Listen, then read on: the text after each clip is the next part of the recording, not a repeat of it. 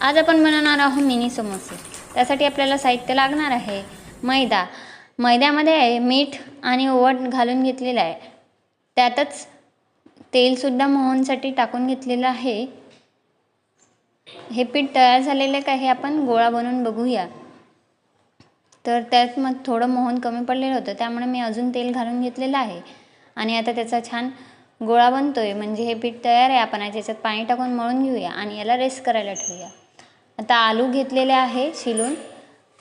समोसाचं सारण बनवण्यासाठी एका कढईमध्ये मिरची कांदा टाकून छान परतून घेतलेला आहे। त्यामध्ये तिखट, हळद, धने पावडर, जिरे पूड असं घालून घेतलेलं आहे आणि चवीपुरतं मीठ आणि ते छान परतून घेऊ।